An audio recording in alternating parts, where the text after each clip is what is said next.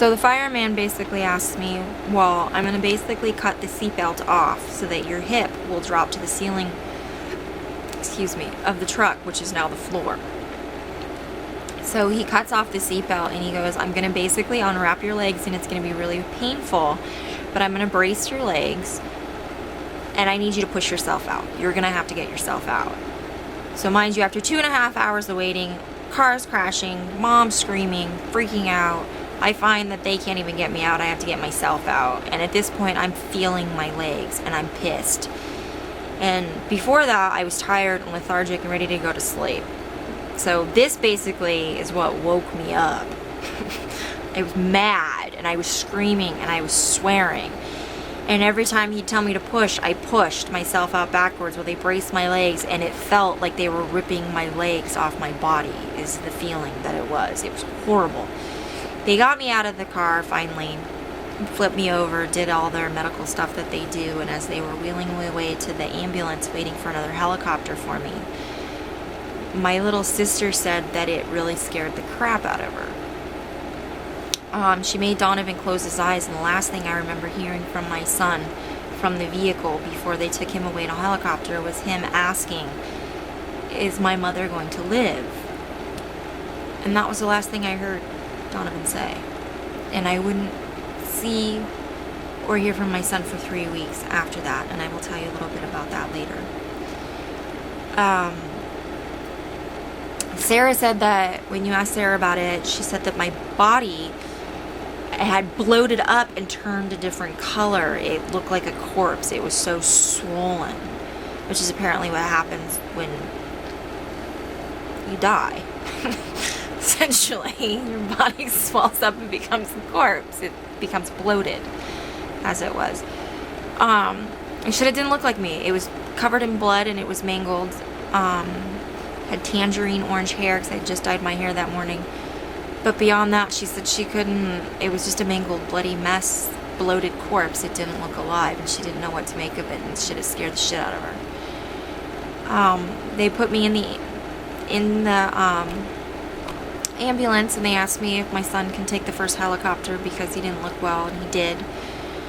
The firefighter actually stayed with me and held my hand all the way up until they put me in the helicopter, and bless his heart for that, because I was terrified.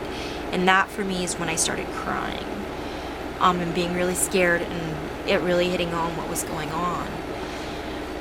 They cut off my clothes and they put me in one of those suits where they brace your legs and they basically blow it up, and it pushes all of the blood from the lower half of your extremity up to the heart, which means you're not doing so well. And they called ahead and got permission, and they injected me with a whole bunch of morphine while I was in the ambulance, which is not what they normally do unless they're making you comfortable to die. Which I didn't know until later on. Flashing forward, I'm in the hospital and my father walks into my room and asks me in intensive care, I need to ask you this and I know the answer to it, but I have to ask you anyways before I start freaking out at these people. They had called social services because when I got to the hospital there were such high levels of morphine in my system, and they don't normally give morphine to people in an ambulance. That's not the norm. And so for some reason wires got crossed and they thought I came into the hospital when they operated on me doped up on morphine. So naturally they thought that I was junkie driving her 6-year-old son and got in a car crash because I had nodded off at the wheel. So they called social services in, and who had called my ex-husband and said that I was under the influence. I don't do heroin. I've never done heroin. Needles terrify the hell out of me. It's not something I would do. I wouldn't even smoke it or whatever, however else you take it. It's not my thing. I've never been into opiates.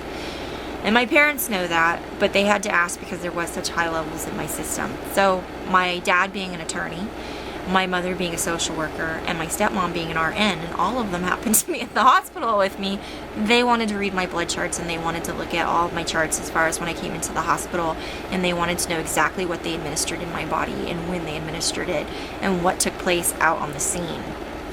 My dad originally was a paramedic for 10 years, and then he went to law school and is now an attorney. So naturally, everyone in my family, all my parents have backgrounds in those fields, so naturally they're gonna ask questions and they're gonna want to see this evidence. So through all of this, they found out that the social worker made a mistake. She was fired off the case, and a new social worker was put into place, and it was corrected that no, I was not on drugs. They actually administered those drugs to me, and it was because they thought that they didn't think I was going to make it. So they were trying to make me comfortable because I was in so much pain. So